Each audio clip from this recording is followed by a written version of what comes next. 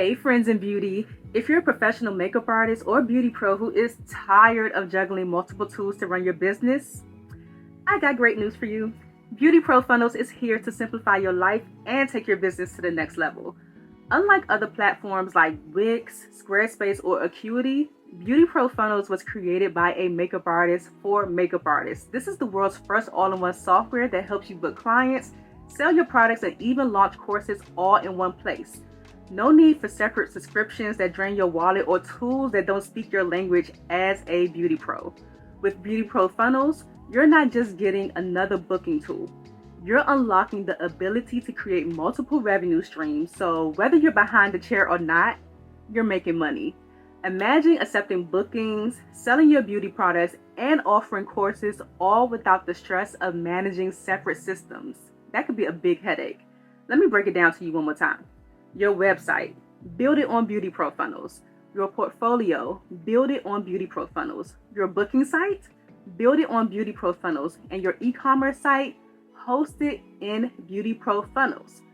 Want to offer beauty courses or digital products? You can sell them inside of Beauty Pro Funnels, and you'll be able to send invoices, digital contracts, newsletters, and do all of your marketing directly from your Beauty Pro Funnels account.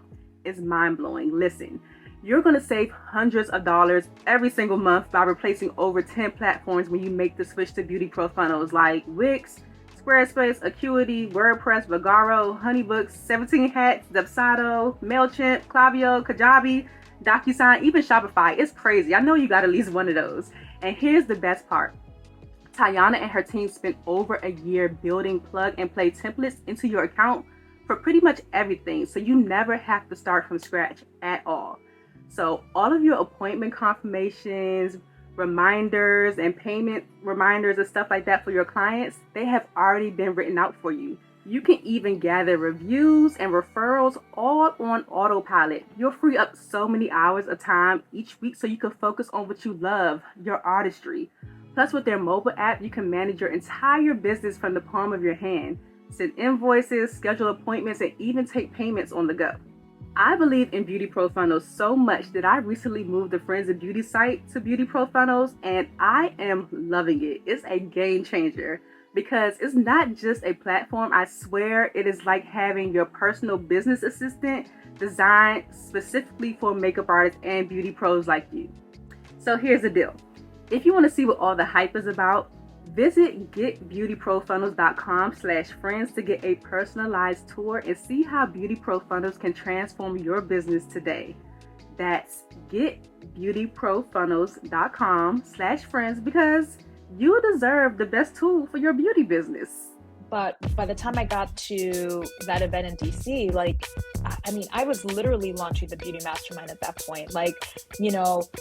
Successful in the sense of I had a lot of accolades in terms of being a makeup artist, but I was kind of scraping by to get to this event. And, Sam was kind enough to give me 15 minutes on the stage, and it changed my life. When I looked at my career, I did not feel, I thought that I would, I wasn't there yet.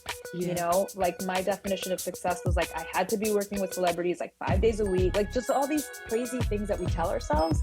And so because it didn't look that way, I was just well, who am I?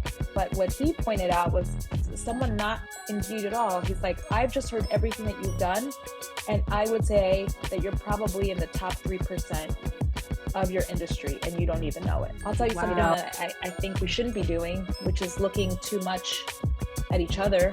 Left and right, yeah. Yeah, and when I was doing makeup, I stopped following a lot of makeup artists. I stopped because it was too distracting.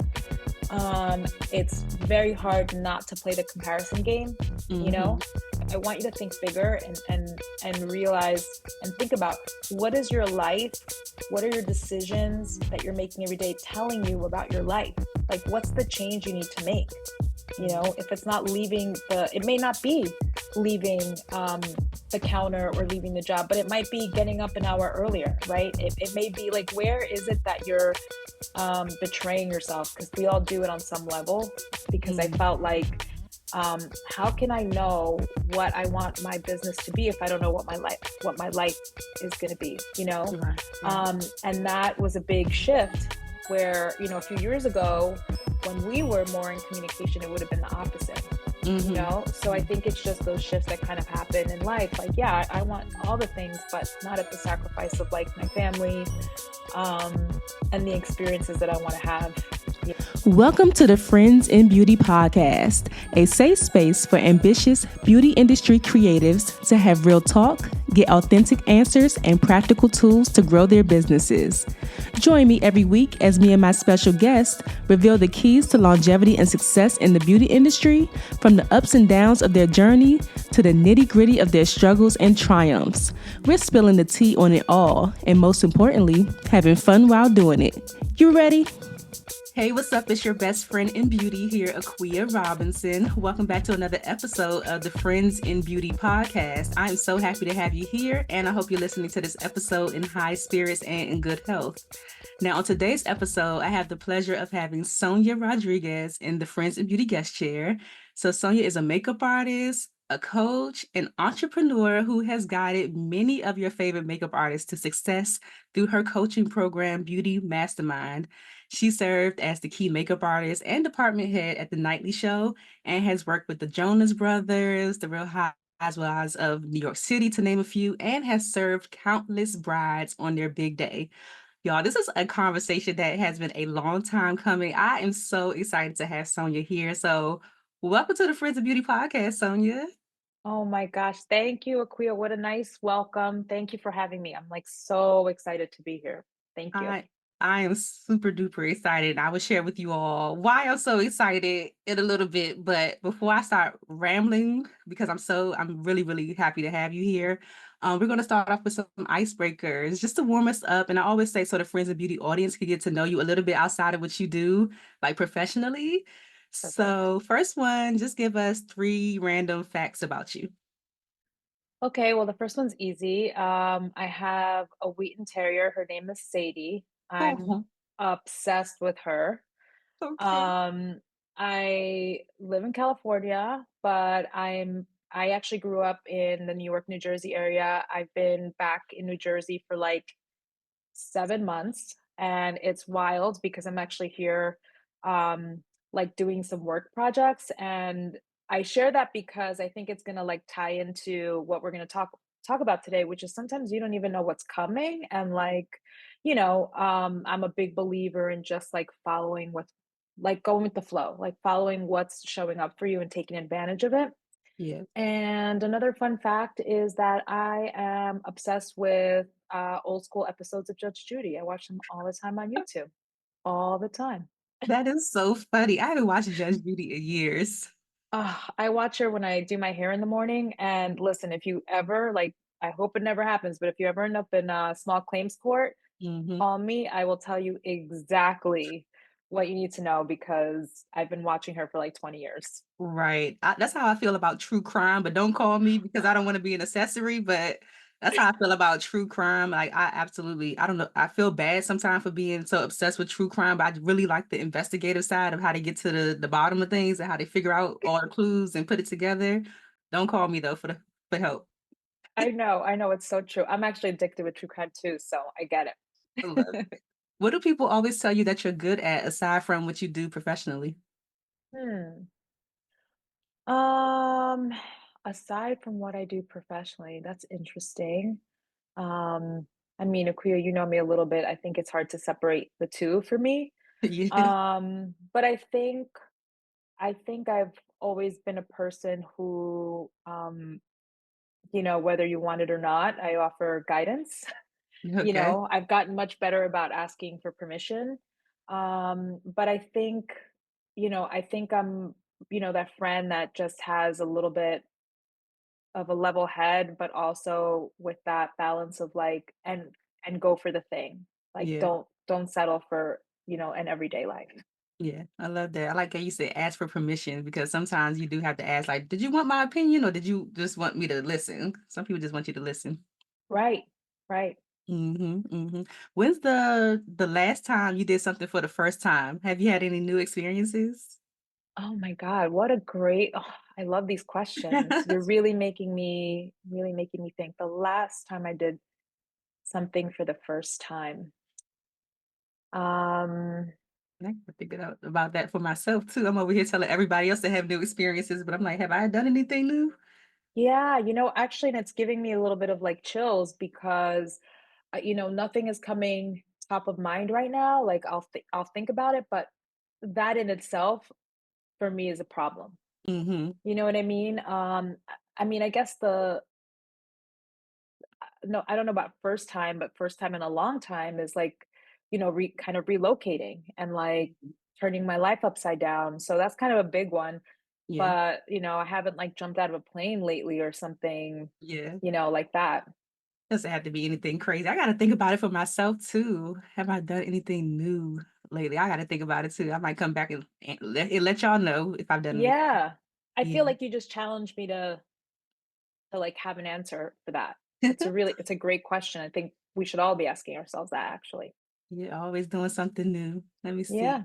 Do you have a highlight of the year so far or a mini win, like a milestone that's leading up to a bigger goal? Oh wow. Personally, professionally, Whatever in you want to any share. way? Mhm. Um, yeah, I mean, I think the way that I measure milestones, I'm a very um like structured person in a lot of ways. So I love calendars, I love Mm. lists, I love Asana, I love Slack. I like those kinds of things. I like being Okay. able to cross things off a list. So that's always come easily to me. I think probably the bigger milestone is for the last few months, I've actually been doing the exact opposite of that, Mhm. like breaking away from those things that they're important and they're a muscle that I have, but also I think the milestone is, letting go of those things that make me feel safe and comfortable. And, not obsessing over what my calendar looks like for the week or what the list looks like, but just like, okay, I'm spending more time with my family. Like, and I have twin nieces that are 10 years old and um every other week I spend time with them, like I get them ready for school. My brother's a single dad, so things come up for the girls, Yeah. and putting away these other things that aren't super important and like what does my family need today. So I think the milestone there is just like prioritizing things differently, you know. Yeah. I feel myself in that season too of just kinda letting go of the hustle and bustle and, like, really spending time with what's important to me, and that's, like, my friends and family and having those, memories and relationships because my nieces and nephews, they are it's kinda still young right now.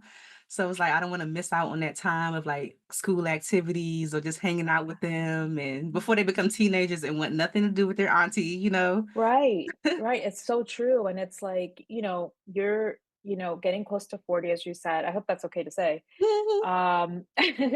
Um, I'm 45, and I feel like, I definitely was someone who was about, like, hustling and grinding, and, like, that's just not, I'm very much about, like, focused efforts, like, I'm gonna get the thing done, and that was the thing that used to, like, drive everything. Mhm. So everything went to the wayside. But now, and I think it does come with age, Yeah.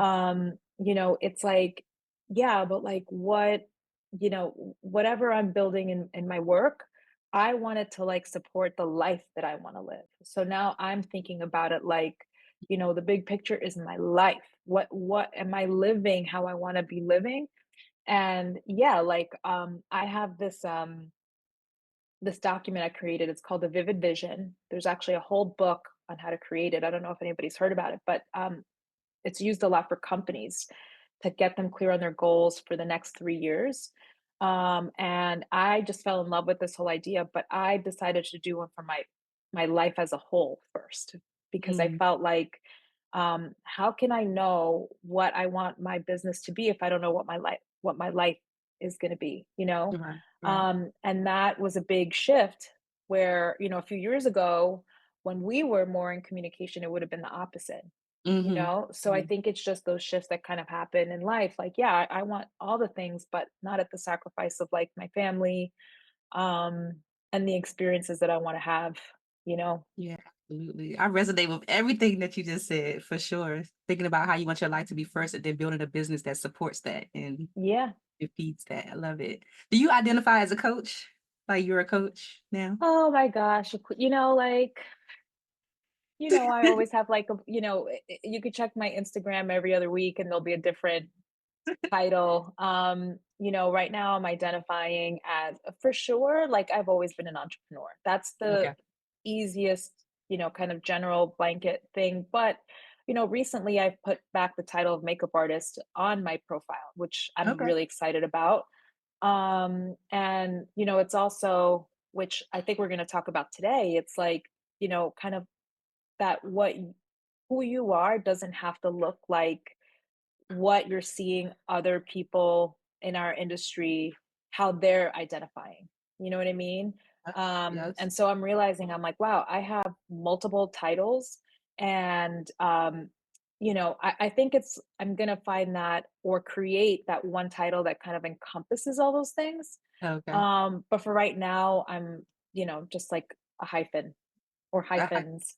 multi-hyphenated. So if you weren't a Yes. multi-hyphenate coach, entrepreneur, makeup artist, all those, like, is there anything else you could see yourself doing? I mean, I really love business. I love it. So no, um, I think we'll always be doing something with that. I mean, I also love teaching.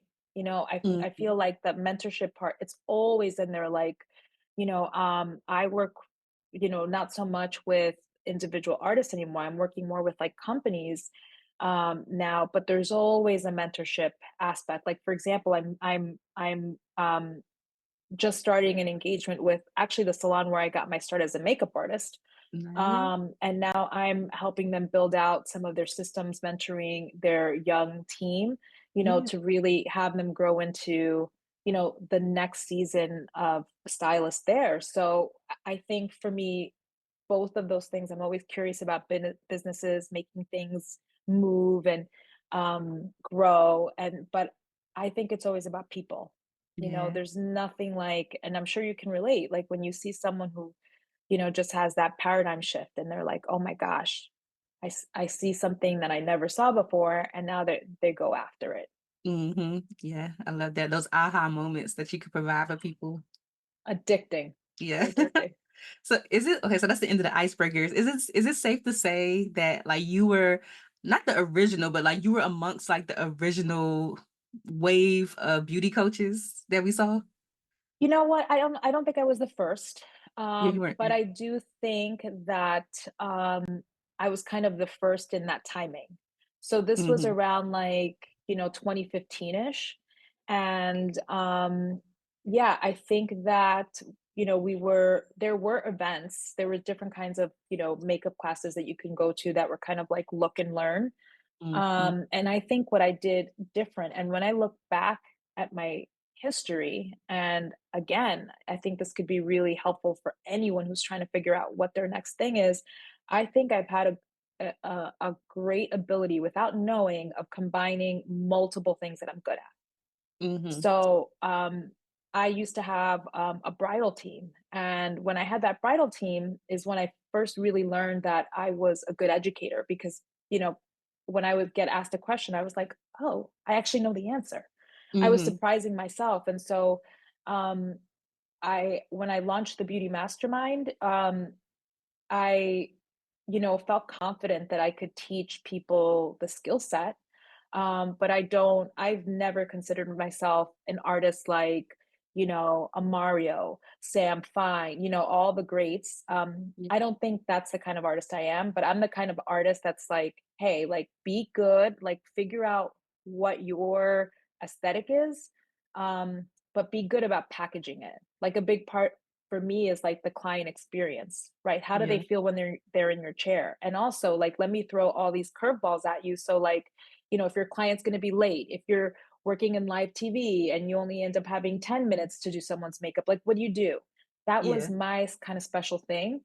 Um And so I do think that I kind of, you know, led that wave because I did notice after that, more of these coaching programs started. Mhm. And I think some really great people came out of it. Like, I think everything that Tiana Robinson is doing is like, I mean, thank Crazy. goodness. Thank goodness for her. Oh my gosh, Yeah. look at this lighting. I'm sorry. Hold on. Let me adjust myself a little bit. It's Uh-huh. getting crazy. I thought the natural Was it light the would do sun? great, and now it's like working against me. Hold on. All right, there we go. I'll just lean a little bit closer. But I think that if all those coaches didn't show up, there would be a lot of artists that we wouldn't have right now to look up to, you That's so know? true. That's so true. Yeah, Tayana Yeah, is you included. You included. I think you're someone that what you're doing is needed. You're providing community. I'm obsessed with everything you're doing about like finding grants for people. Like that is so unique. Mhm. It's so unique. Like, who would have thought? I saw it and I'm like, that is brilliant. No one else is doing that. So I think you're like also a master of doing the same thing, like tying what you're great at into the thing that you're doing. Yeah, I'm obsessed with grants right now, so I'm like, whatever I I find, I wanna love share it. it with people. Yeah. I wanna tell the Friends of Beauty audience about the first time I saw you. You probably Yikes. don't remember, but I mean, I know you know the scenario, but you probably don't remember seeing me. But the first time I saw you, Sonia, was at Sam Fine and Rennie's class that they had in DC. And I think who went first? Did Rennie go first or Sam went I first? think it was Rennie. I I think think it yeah, was Rennie Rennie. went first. So Rennie went first, and then they had a break in between. And this, I was already following Sonia on Instagram. So when I saw her, I was like, she looks familiar. Like, but I couldn't place it. I was like, she looks familiar, but I can't place it. So she comes up on stage and she does this whole spiel about, I don't even know what you said, but I was like, I need it.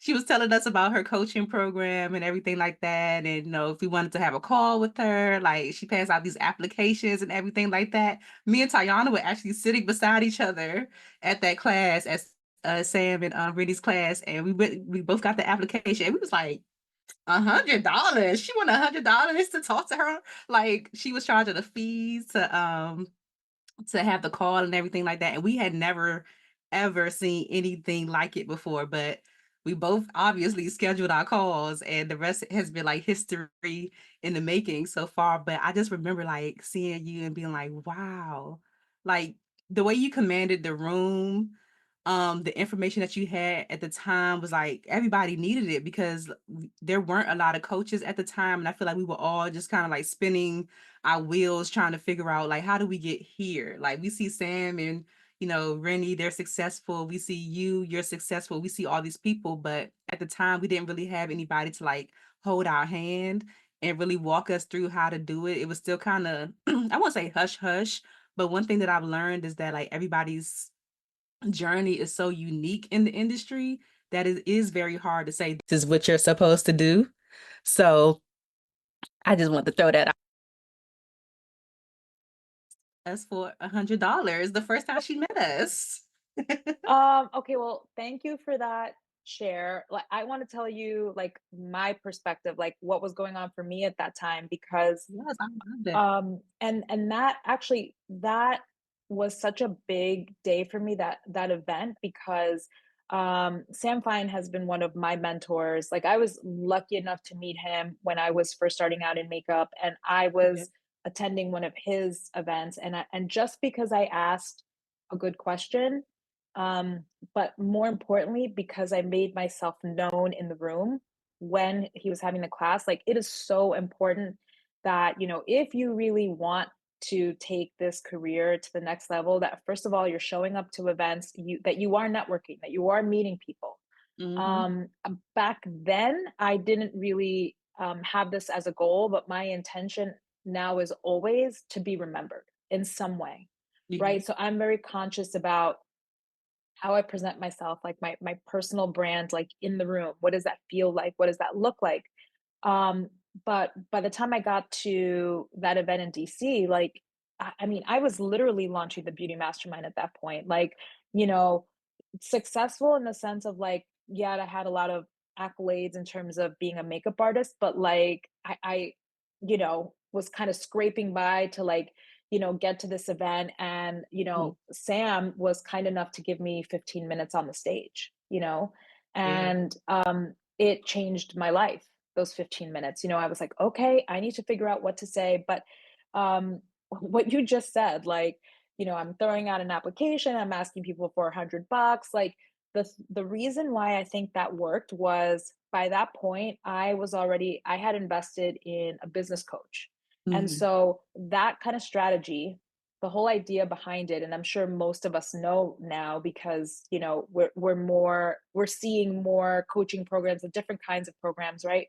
But the idea back then was like, hey, if someone says yes to $100, because the deal was like, hey, here's $100, if you show up, we don't charge the card, right? Mhm. But if you don't show up, then we basically I'm going to charge you the $100 for wasting my time. That was the Mm. strategy, right? And so anybody who was serious enough to do that let me know that it was worth taking the time.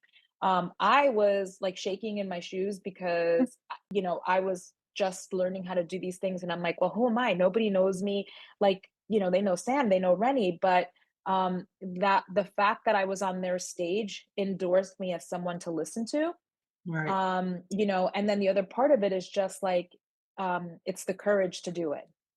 So I had a great coach who gave me a good strategy, but it was my job to deliver.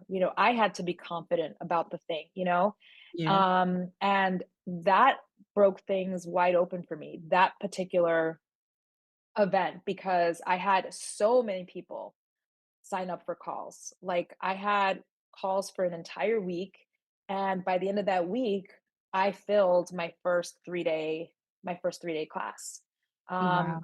So it really yeah, I was like, I'm so grateful for that moment for all of us, for all the, how we've all benefited in different ways.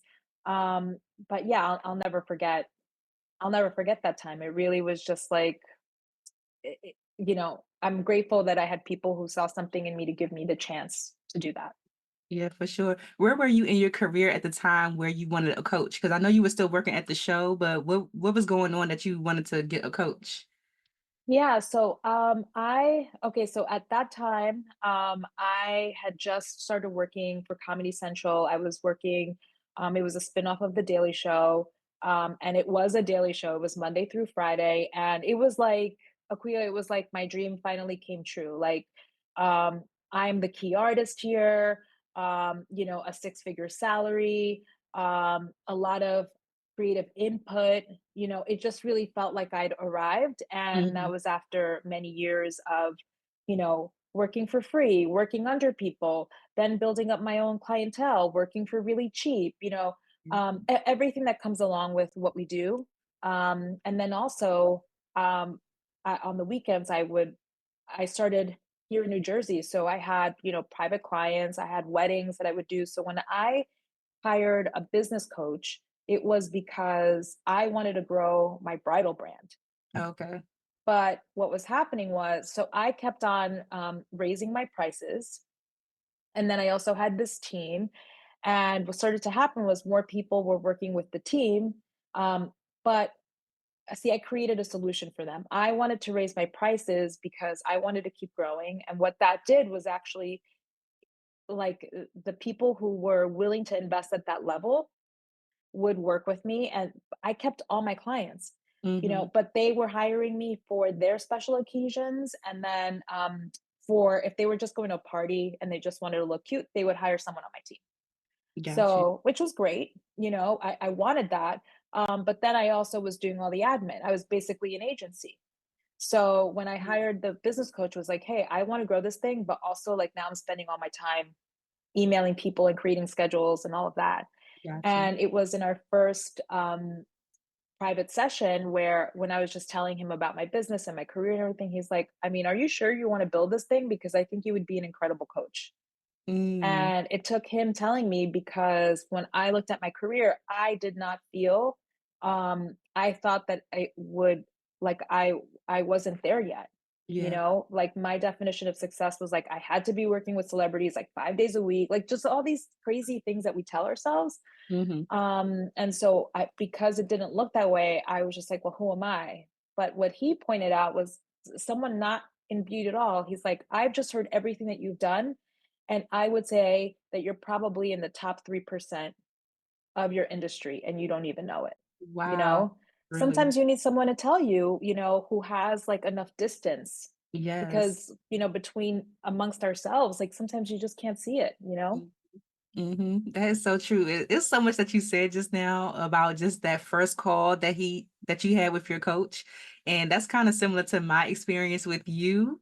That anytime I tell friends and talk about friends of beauty and tell the story about friends of beauty, I literally cannot tell the story without including you because on that first call I feel like that we had when I was in your coaching program was when you helped me to discover like, oh, you've been networking all this time, like just trying to figure out, I guess, my unique entry into how I wanted to approach the industry and everything like that.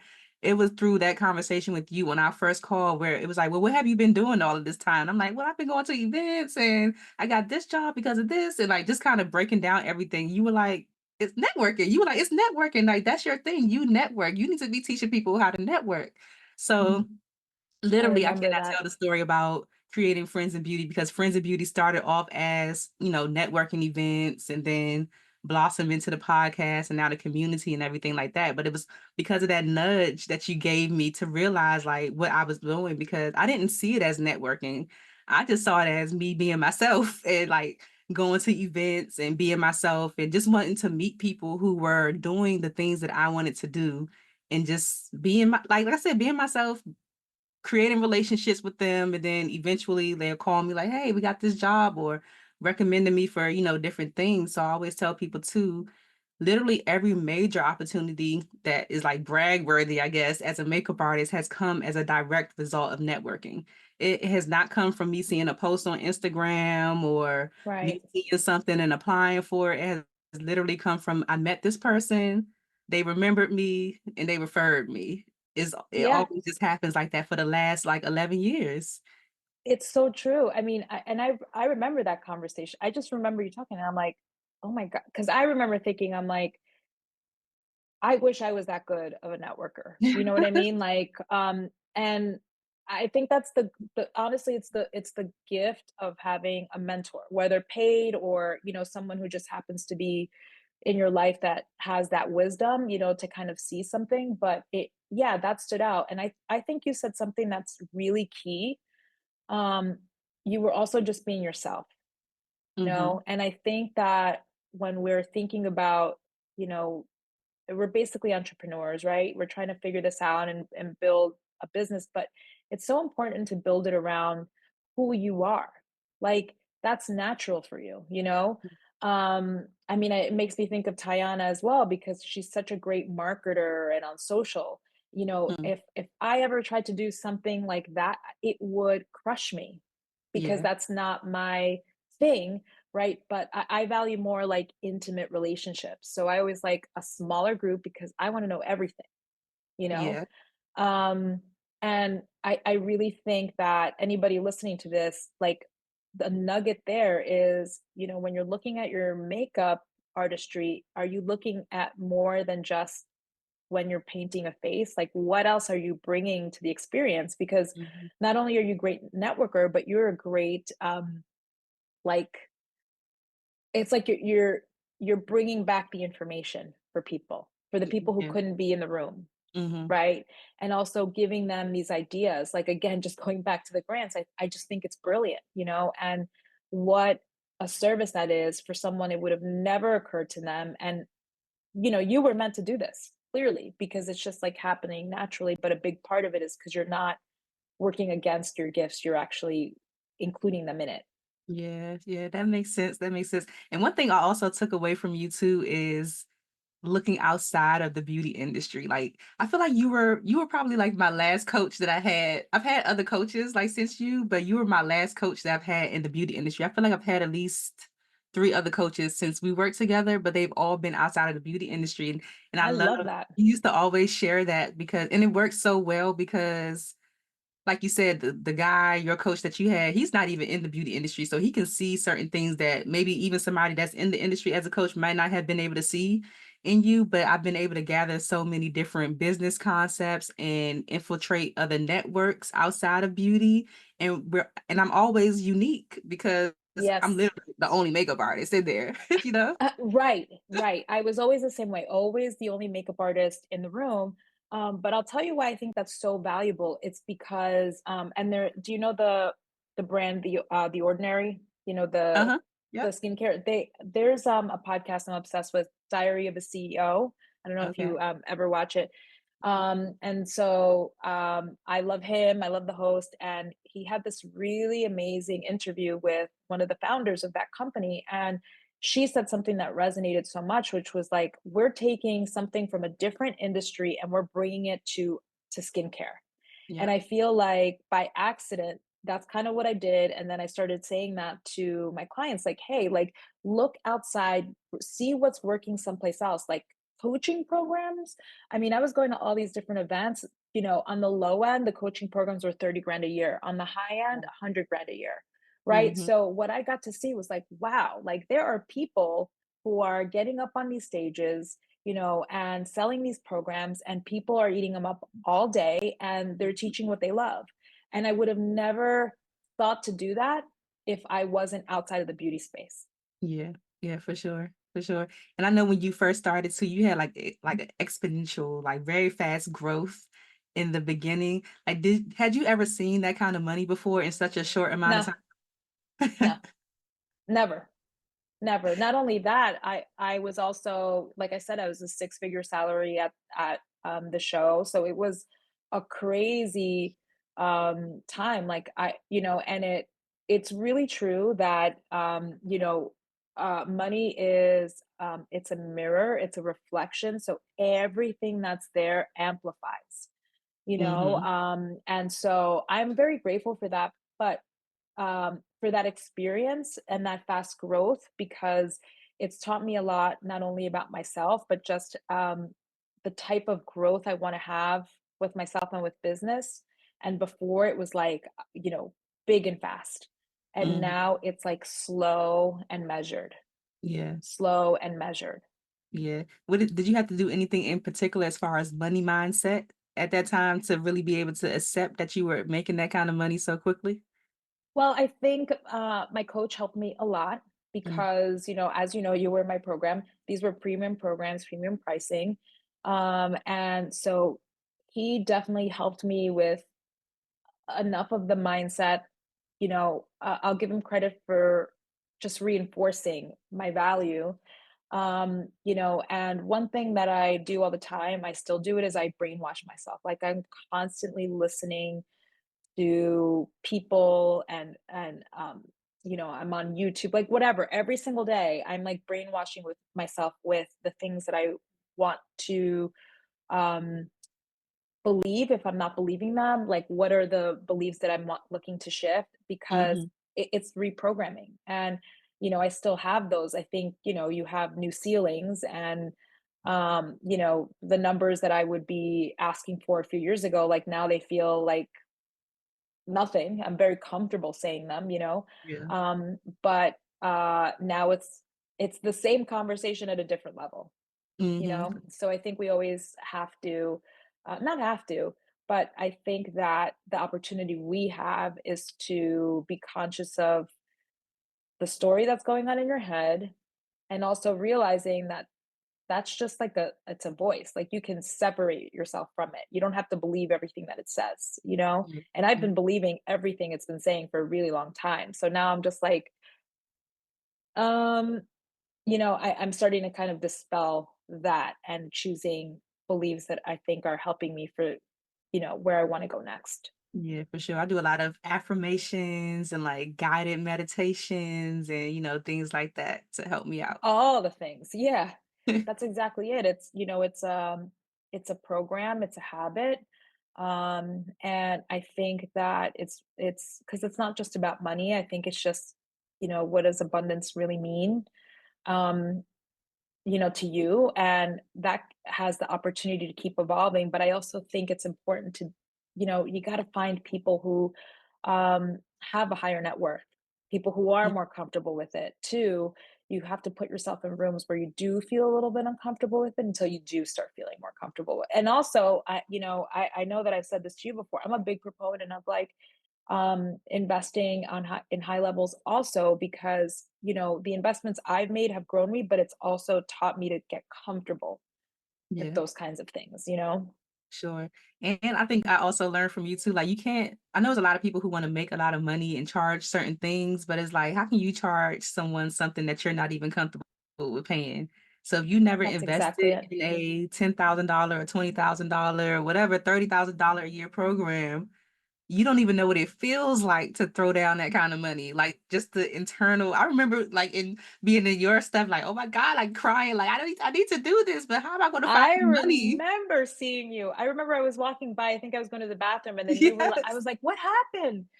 I remember that, and it's true. It's like Uh-huh. a rite of passage for Mm, sure. And like, listen, we're talking about like mentorship programs, so the price points are different. But in when you think of it as a makeup artist, like yeah. remember one of the things I used to teach was the $1,000 bride, right? The thousand, like just the breaking the paradigm of like, oh, it could be that much, but also like maybe it's not 1,000. Maybe right now it's 200 for you. Maybe it's Right, 500. It's right. just, you know, um, learning how to be in relationship with those numbers. And I do agree. I think the most helpful way to do it is to also like you have to be cool with also circulating that money too. Mhm. Yep, you gotta release it. Yes. You gotta Yeah. release the money. How did you get well, I know your initial thing wasn't coaching. You wanted to kinda go about it a little bit different, but did you have any setbacks with the confidence in getting people results? I know for me, sometimes when I think about doing programs, my programs aren't necessarily centered around getting people money. So it's kinda hard to, like, measure it and be like, "Okay, I got them results," but so sometimes my confidence is a little like, "Okay, if I do this, do I feel confident enough that they can get results?" And, like, did you ever feel that way when you were doing, Beauty Mastermind? Yeah. I mean, I think, I think I know, or I'm understanding more like what are the things that drive me and what are the things that maybe um, I've allowed to get in my way.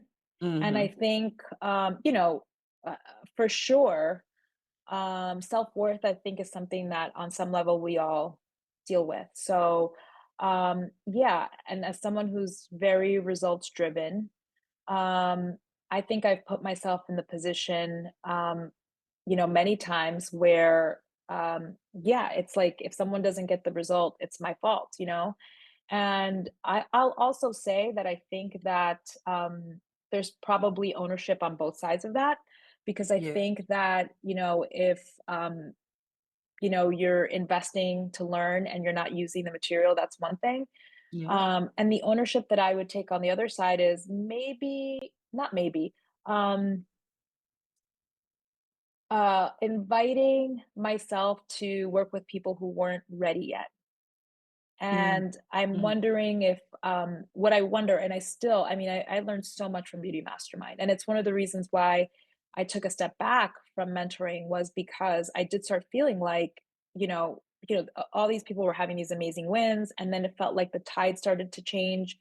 I definitely started to get some negative feedback, and it really hurt my heart to mm, hear that. And also, um, for many years after that, I really had to look at that too, and ask like, what was my part in it?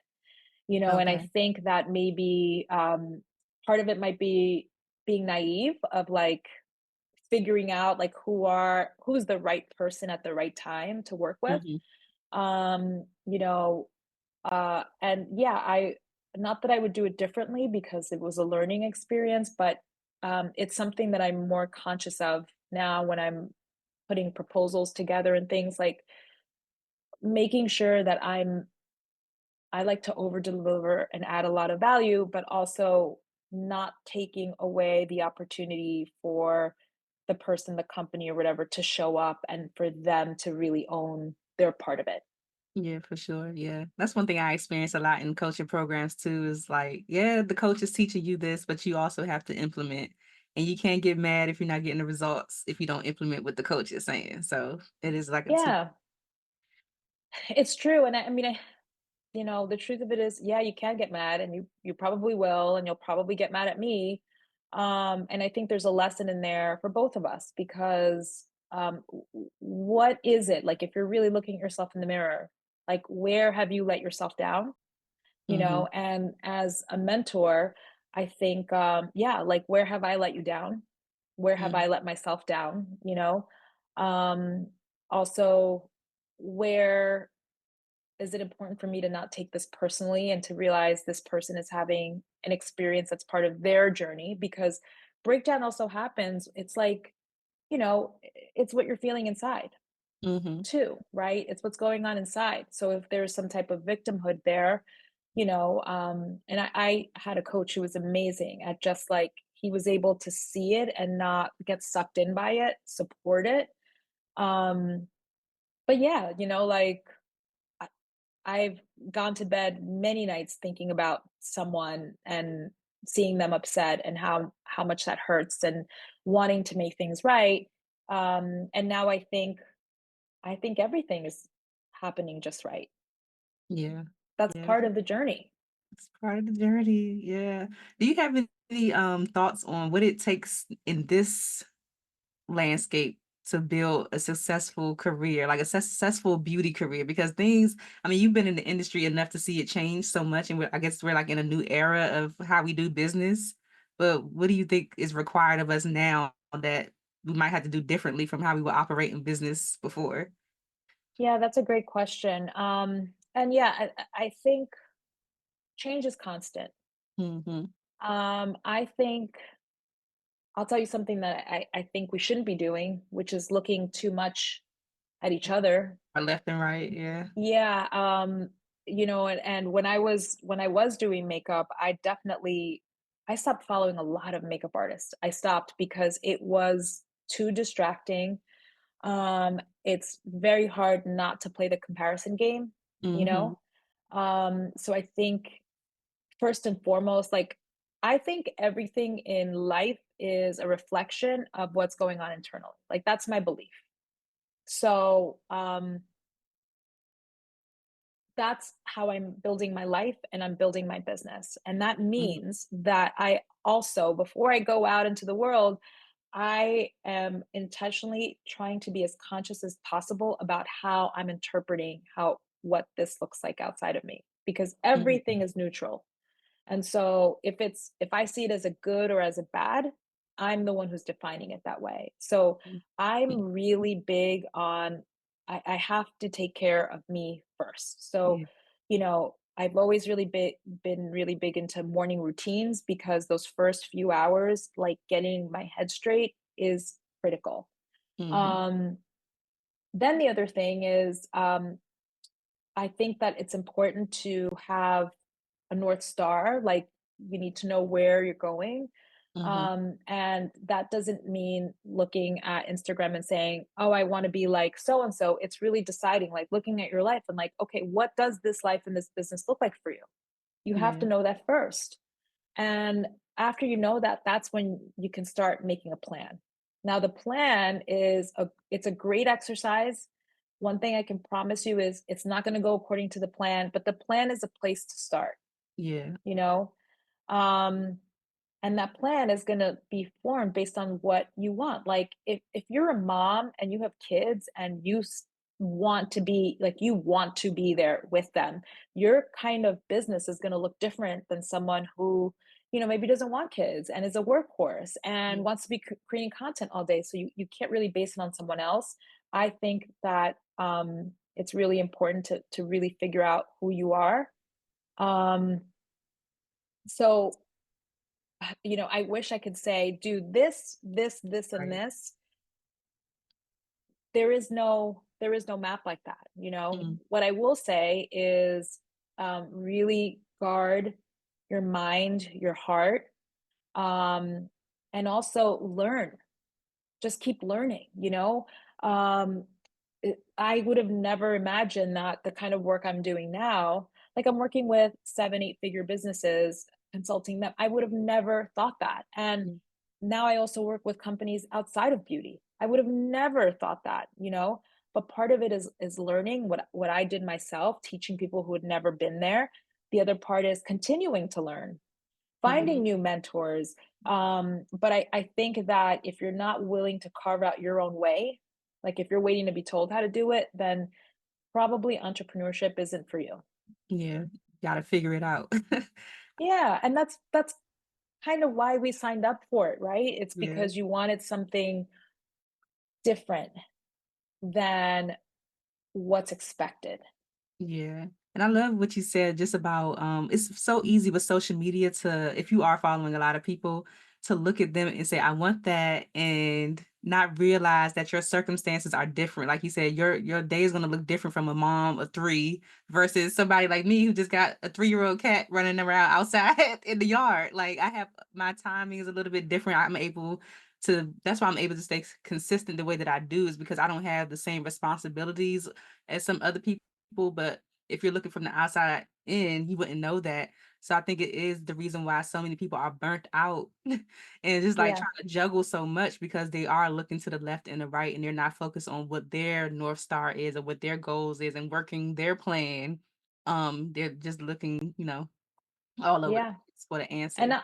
I'll add one more thing that I think you've done an excellent job of. You've stayed consistent, Mhm. because to get the podcast to this point, like the years that you've put in, and same thing, like I'm kind of building this next brand and it's going slow. You know what I mean? Like figuring it out and putting it together is going a lot slower than, I would like, but Yeah. it's still, I'm not giving up on it because I'm not seeing the like even though Beauty Mastermind like kind of blew up, it felt like it blew up in a moment. I really had put in 15 years before that as a makeup artist Right.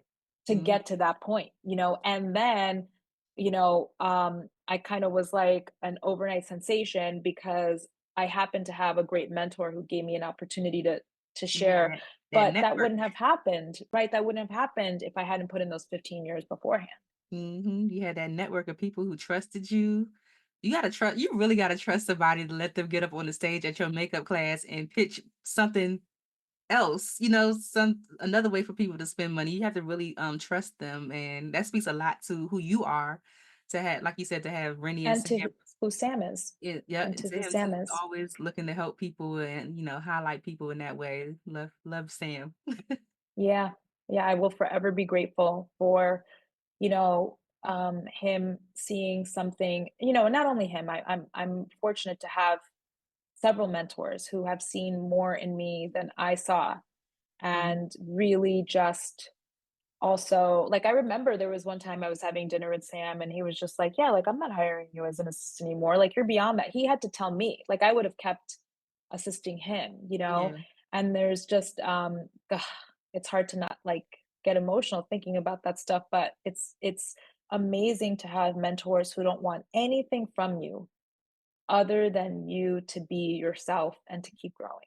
Yeah, and to be great. Yep. Yeah, Yep, I totally agree with that. What I'm seeing now too with a lot of makeup artists, at least the people that's in my immediate community or just the people I talk to, a lot of people have other jobs. Like they yeah. either have a regular like corporate full-time job, or they're working at the counter. Shout out to my girls I see all the time at Ulta and Sephora and stuff like Oh, I that. love it. But they want to be, for whatever reason, full time in their business, their beauty business, but they have a hard time juggling, or they feel kind of guilty sometimes where they don't have enough time to put into their beauty business because they're burnt out by the time they come home, from their regular job. But I don't know. I don't know how I feel about it, because I'm like, keep your job like for as long as you can. Like I'm full time, but I'm like, if you have a job that you love, definitely keep your job. But what advice would you give to people who want to like transition, I guess, slowly out of, because you were working, a full time job, and then you stopped that, you did Beauty Mastermind. So what had to happen, I guess, in that time for you to feel comfortable with saying like, okay, I feel comfortable leaving my job and focusing on this, full time now?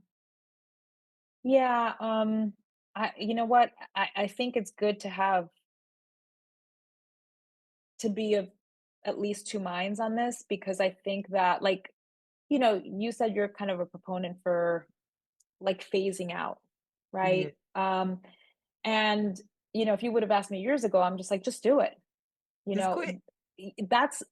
that's been my energy always. And like, Okay. so as soon as Beauty Mastermind hit, like I loved working on the show, but I quit that show and I left six figures. I'll tell you why, because I was like, wow, okay, so I basically can never get a promotion at this point. I was there for like a little over a year. I was already Mhm. like at the top of the roster. Like, where else am I going to go? Right. Right. And there was obviously also a payment cap. Like, I was getting paid well. Like, there wasn't a problem. Right. It was a great place to be. But my problem was like, I value growth.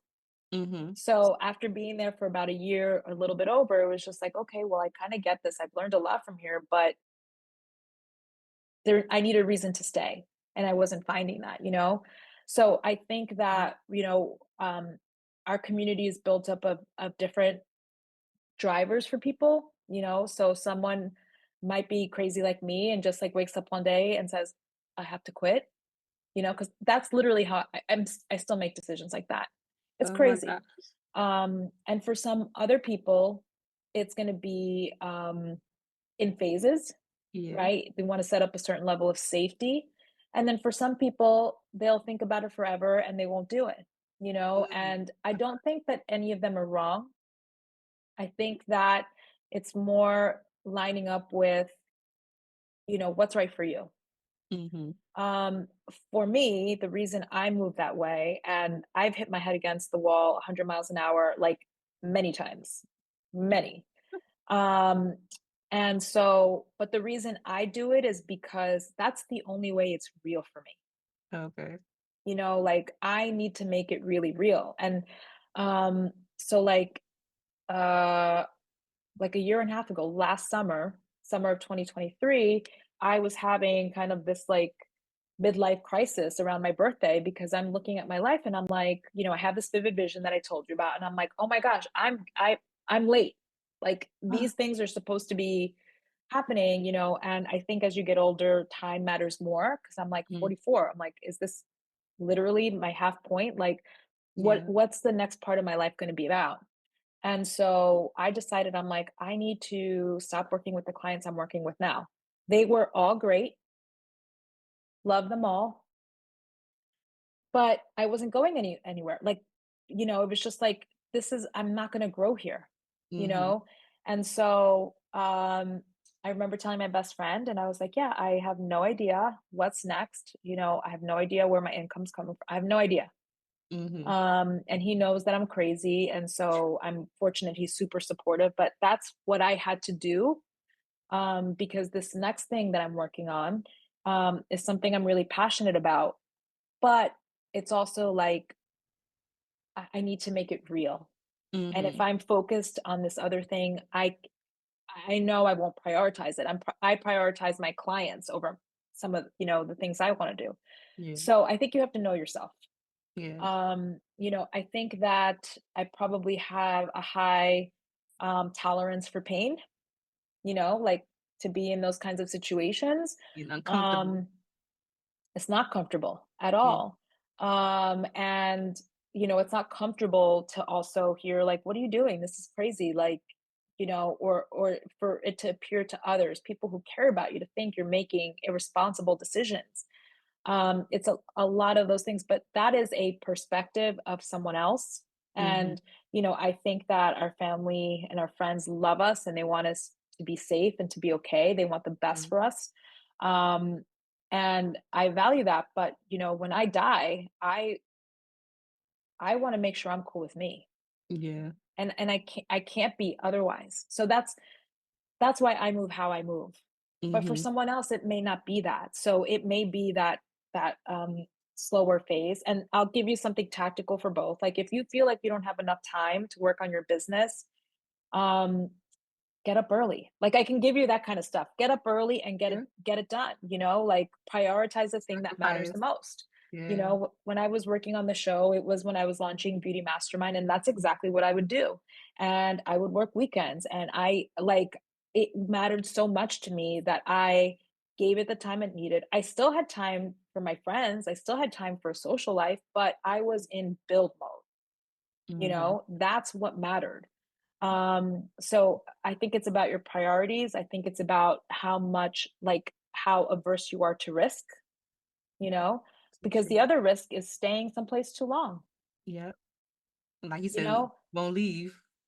Yeah, like there's pain in going out to do the thing, there's pain in not going out to do the thing. You have to choose which version is the version that you're going to be cool with. There's pain either way, you Yeah. know? Um but I think you have to have that, come to Jesus talk with yourself. Like, you gotta have that real talk. Like, Hmm. am I really gonna do this? And if I am, and I'm not seeing that I'm progressing on this, maybe I need someone to help me, Yeah. you Yeah. know? But I find that usually people who need help in that way, like if you need accountability, it doesn't usually work. Like, and that's where I felt like I was having trouble with clients when it became accountability versus someone who's like, hey, just teach me this because I want to learn how to do this and I'm going to go off it. Like Tayana, I think, was always great about that. She just would Hmm. take ideas and she would come back and was like, I did this and this and this and this and this, and it blew up. You know what I mean? So, you have to know yourself. Yeah. And you have to have enough discipline and care enough about your dream, your life, for it to matter. For sure. For sure. I was listening to one of your old videos too, and you said something about like creating stability in order to create or in order to have those important decisions. Like you can't make important decisions unless you have stability. Like if you're operating out of fear or just like the lack because you don't want to lose something, it's kind of like you have to be like level. And I think if you have a job, you could kind of make sound decisions, you know. Yeah. But I think it's like, what does stability look like for you? Because I think we need both. I think we need stability and we need instability. Nothing new comes from stability. You have to create instability. Like, you have to make your world unstable enough where something new can come in. Yeah, wow. Okay, so I've done this dance a few times and I've seen it. Like, I basically have to, this is probably going to sound like violent, but like, I have to tear down my world. I have to burn down my world to build another one. I'm aggressive like that. Wow. And how I do it. I think when I mentor others, I don't, unless they have that kind of energy, I don't really say that. But um, what I do know about life and just the rhythm of life is that you need instability in order for something new to come in. So if your need for stability, another word would be safety, is Mhm. greater than your need for novelty, adventure. Um, if it's greater than the need for those things, then probably staying where you are is going to make the most sense. Mhm. If you can't imagine, like in a year from now, being where you are right now, like that's how I felt on my birthday last year. I'm like, if I'm here next year, like It's a I can't problem. do this. Yeah, Yeah. it is. It's dying a slow death. And so that for me was like, I could not, you can't unsee something. When I saw that, I'm like, I have to do this, Yeah. you know? So I think, it goes to your values. And I think it also goes to real talk, your own personal development. Like, how have you invested in yourself to learn how to navigate life? Mhm. These are life skills we're talking about, making big decisions and dealing with the outcomes, because there's no right or wrongs. You make a decision this way, a certain set of outcomes are going to happen. You make a decision that way, another set of outcomes is going to happen. The only thing is, you don't know which way Right. and what's going to happen. So make a decision. The indecision is where I think people really suffer the most, because Yeah. if you make a decision, you're going to find out the answer either way. Right. Whether it You're was going good to or find bad. out. Yeah. Whether it's good or bad. Now, since you're like transitioning, you put makeup artists back onto your profile and everything. You're taking clients. Like, how are you going about taking clients now or finding clients? Because that's another big thing for people. It's like, okay, I do want to, work full time in the business. But then once they get there, it's like, okay, they haven't been operating in a way to attract clients on a consistent basis because they have their jobs and they may feel like I don't have the time to do so. But how do you go about attracting clients when you're just like jumping back into it? Like you're in it now. Yeah, you know what? And this has actually taught me a big lesson because I stopped doing makeup because I was burnt out of it. I was. Okay. And not only that, but I really wanted to my passion for business and mentor that was growing. That's how I Um feel right now. Like I feel like I'm slowly phasing out of the application, but we'll see. yeah, I mean it happens. And you know what? It turns out that now when I'm thinking about it, I've already worked with a few clients and it's been really nice because I've changed things. My appointments are longer, my price point is higher. I'm creating it in a way that feels good for what I want to do. Like before I would do 10, 12, 15 faces in a day. And now it's like Mm. I'll do two for the same amount that was before. Right. But what I'm realizing now is that because literally what happened when I got back to New Jersey, I was like, well, I guess if I'm going to be here, I might as well tell people that I'm here. And I decided to do this. I was going to do a post on Instagram, which, by the way, I hadn't posted for like 8 years. Every once in a while, I'd be like, hi. And then, but before I did that post, I decided to reach out to three clients that I considered VIPs. Okay. So I said to myself, well, first of all, what made them VIP for me? They had the money to spend how I liked. They were women who like loved getting their makeup done. Like one of them specifically, I just so obsessed with her because she would whip out like the Kevin O'Quan book. She was like, here, this is what I want this time. And like Okay. amazing designer dresses. Like she just loved everything about it. So it was always a challenge working with her because she challenged me. Mhm. Um, but clients who I just loved working with, who were easy, who really valued what I did. So I decided to message the three of them first and say, hey, guess what? I'm back. I'm going to be here for a while. I'm going to let, my clients know that I'm back, like my old clients from 10 years ago. But I wanted you to know first. Okay. And then, so I sent out that message. And then the next day I did my post on Instagram.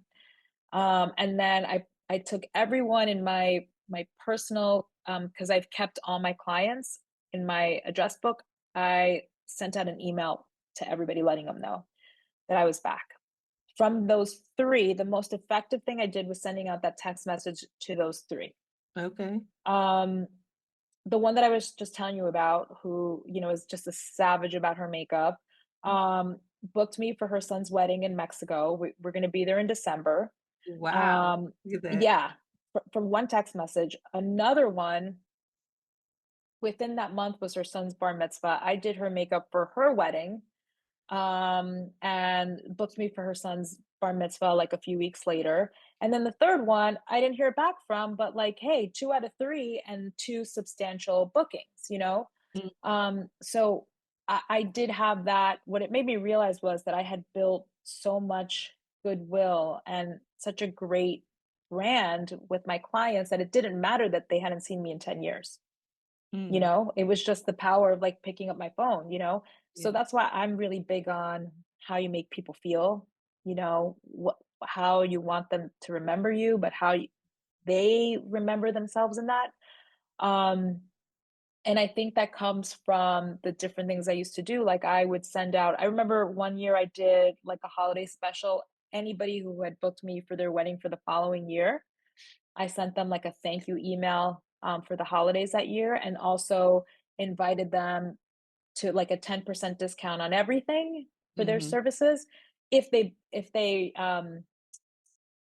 made their final payments before the year was over.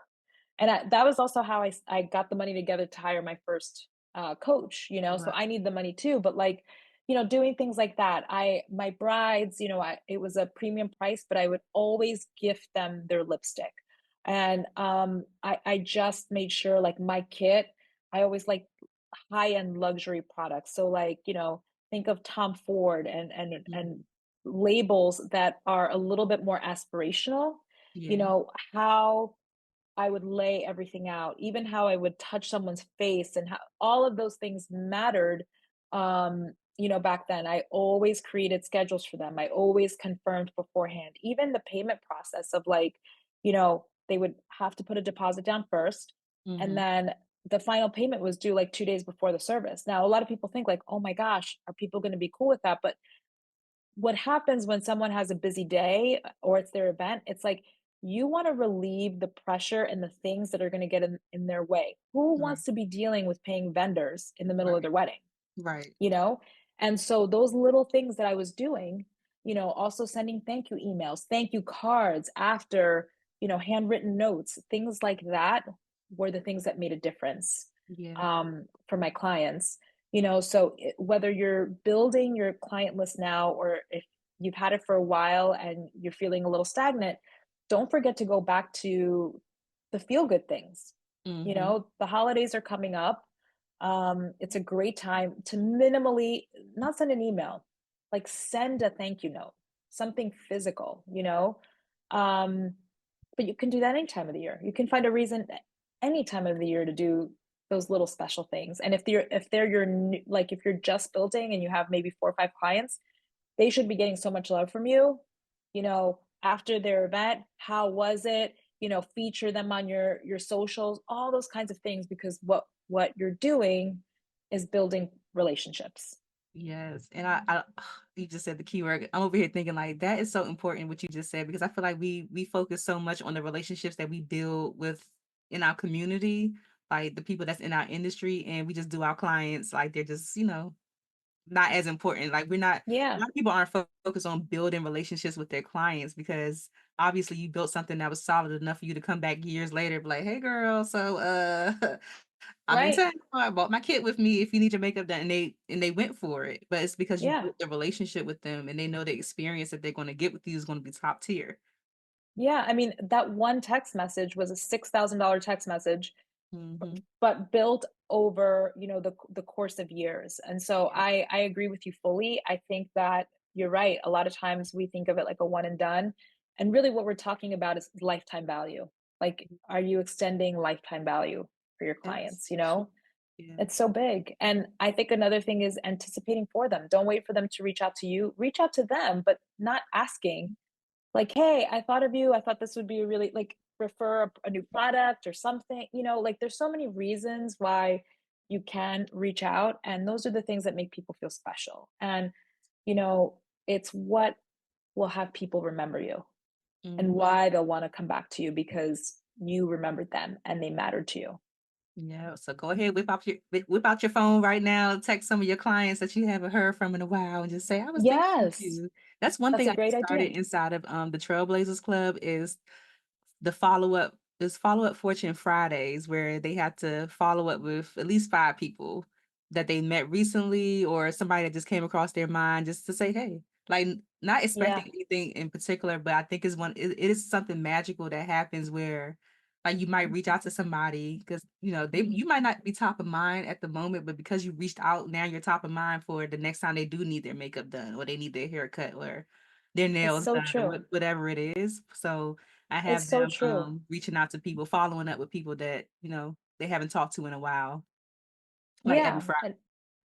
And I'll throw it in there, like, it may not be right for every situation, but something that always worked great for me was like that follow-up and then also sending like a $5 Starbucks card. Mhm. Like, just thank you, maybe when we can have coffee soon or something, but here's, just a little gesture, you know, Yeah. and those are electronic. That's why it's easier to send now. But I, Mhm. I did that a lot in TV. Like when I would meet producers and stuff, I would take the call sheet and I would Oh, send, and that was just again a way to be remembered. you yeah. know they would respond because now they have a reason to say thank you. And so it doesn't necessarily have to be that, but just like, again, what do you want to be remembered for, and how do you want them to feel? Yeah, absolutely. What would you say the most difficult or challenging part of your journey has been so far? um Learning myself, I think. Learning uh the skill of looking at circumstances, whether in my business or in my life, and not um like finding how they're helping me and not thinking or believing that this is bad or that like I'm off track. Mhm. I think it's that, I that's still something that I continue to work on, and I'll probably work on it for the rest of my life, but that's the big one, I think. Yeah, for sure. Learning yourself. Because I feel like you said, everything that's internal comes out. Someone told me Everything. recently too, I never even thought about this. A lot of people are afraid to go live. And this lady told me recently that the reason why she's afraid to go live is that she feels like people are going to see like what's going on inside of her. Like if she goes live, they're going to be able to see it. I was like, oh my God, I never even thought about it like that before. But I do feel like when we're engaging with people, whether it's through coaching or having clients or whatever, if we are going through like a difficult time or trying to figure our life out or whatever's going on personally, sometimes it can come out. Yeah. You know what? And it's funny that you mentioned that because I remember during COVID, I put on like 30 pounds. Hmm. And I remember that it probably took me a good year to like get to that place where, I started working out again and whatever. And yeah, it was really, I didn't want to be seen at that time because I just felt not myself, and I felt shame like, oh my gosh, if someone sees me, they're going to say what's wrong. And I Hmm. feel like I felt that way because it's almost like you know too much. Like once you if you're like, I consider myself very spiritual, so like, I'm constantly going to different kinds of events, and like Dr. Joe Dispenza and all this kind of stuff. So it's like when you learn all this stuff, you're like, holy shit, if everything is a reflection of me, like look what I'm putting out, like. And it you know it's almost this feeling of like someone's going to find out.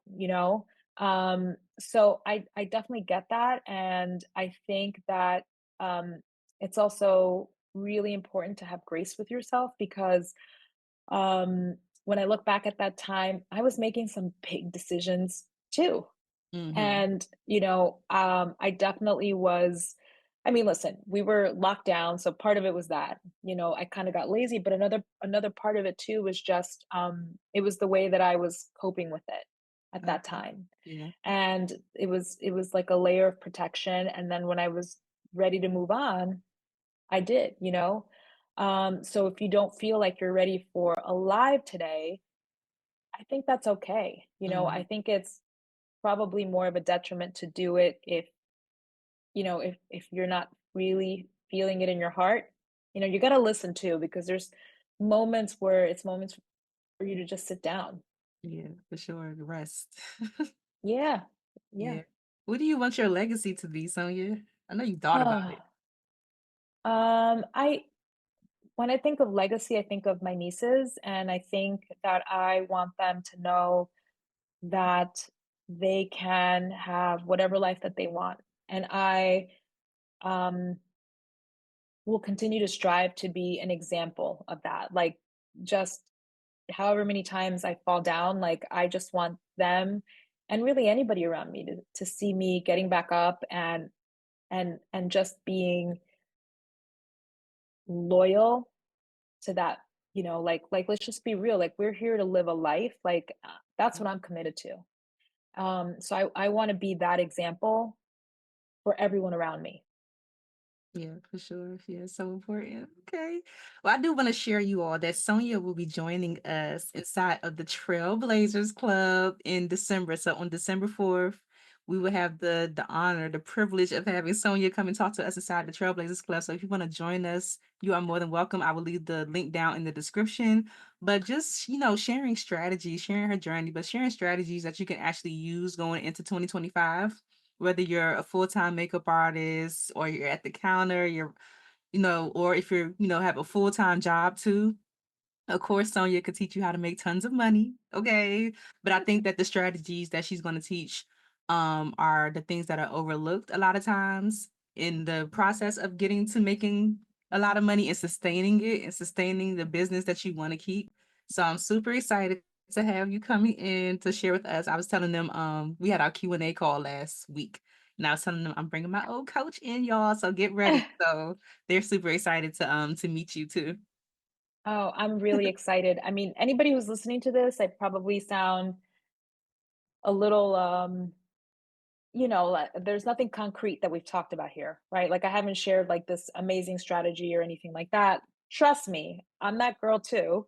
So we'll definitely get into some, more like tactile and tactical things that you can do. Um, and I mean, I think anyone who's listening to this podcast, like if you can be there, not only because I'm there, but because you're there, clear. I think you really have created just an important space for people to be in. Um, but no matter what, like I just want everybody to leave this thinking like, okay, I want some strategies because we always want them, right? We always want that Mhm. solution that we think, but I want you to think bigger and realize and think about what is your life, what are your decisions that you're making every day telling you about your life? Like what's the change you need to make?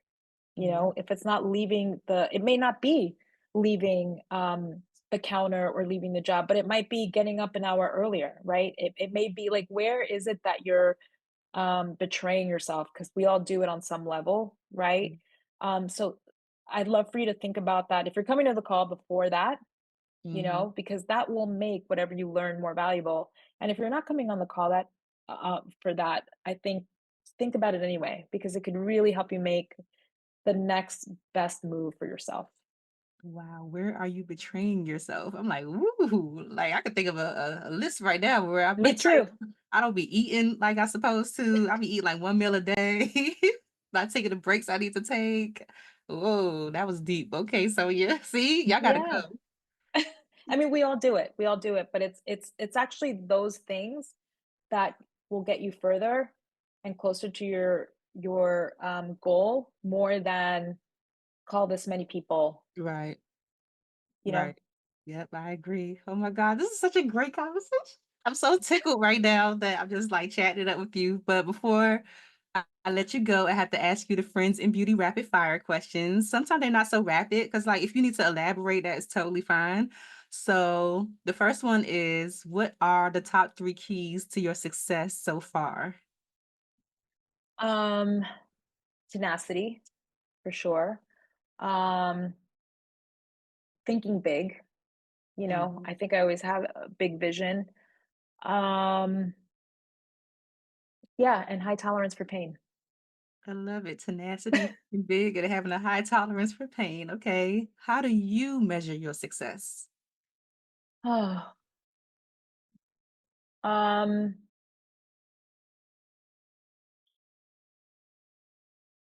these days my goals are more of how I make people feel, Hmm. how I feel at the end of the day.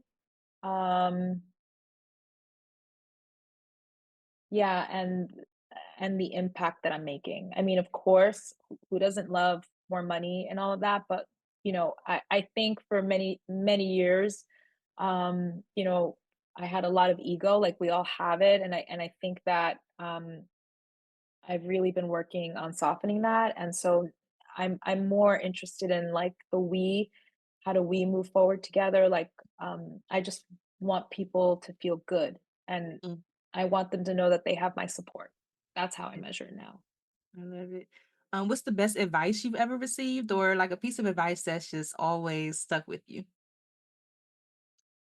Um, I'll say it as a piece of wisdom. Like I think that no matter where you go, you're always going to take you with you. Mm. So you have to kind of clean it up and internally, because wherever you go, you're going to be there. Wow. You be saying some stuff. Okay. I love that. What advice would you give to another makeup artist right now who is just not seeing the results that they want in their business and they're just like, maybe this just isn't for me? Yeah. Well, I would give her a hug, or I would give them a hug first, Mhm. because they're already being too hard on themselves. Um, that would be the first thing. I think the other thing, we got to look at this differently. You're looking at this when you're in your chapter 1 or 2. This is a long game. It's not a short game. It's not Mhm. a short game. So I would say hang in there, and find the reason why you're going to get up tomorrow and keep doing this. Yeah, yeah, I love it. What's a resource that helps you or has helped you in your business that you can share with the friends and beauty community? Oh, so like an actual business resource, would you Whatever you want say? to share. Or It could be a software, it could be a book, it could be a podcast.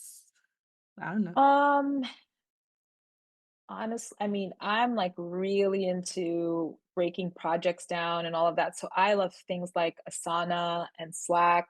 Mm-hmm. I think, probably I even go more basic, like my calendar is my most valuable thing. Like I put everything in my calendar, even like the breaks where I'm going to walk my dog, how long they're going to be, 15 minutes to get ready, before I'm going to go walk her out, meditation, like that's probably the thing is creating time, setting a time for everything that matters.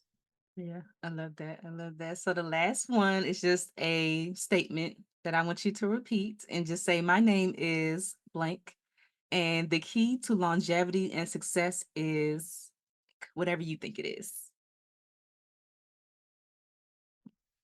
My name is Sonia Rodriguez, and the key to longevity and success is loving what you do.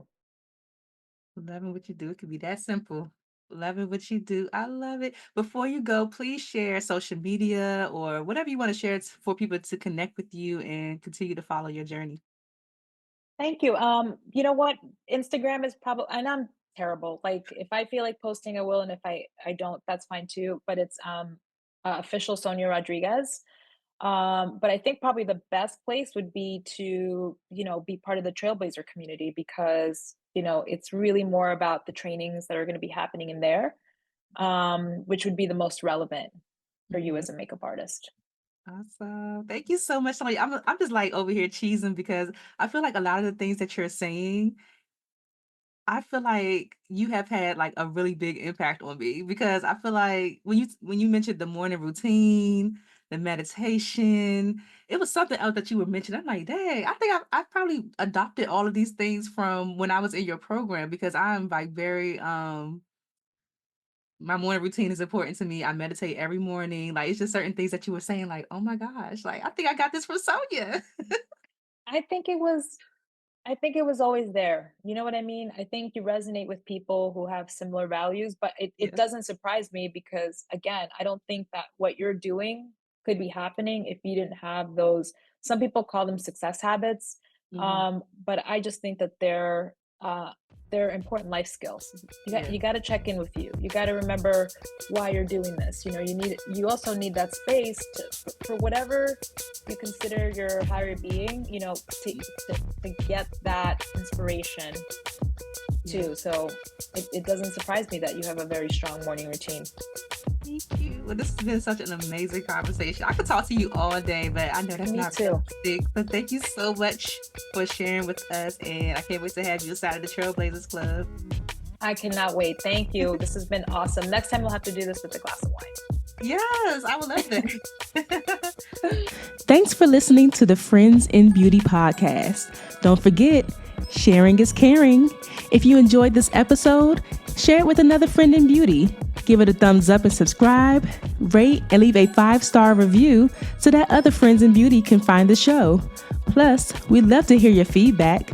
Connect with us on all social media platforms at Friends in Beauty, hashtag Friends in Beauty to join the conversation, and join our Friends in Beauty Facebook community to stay connected. Talk to you soon.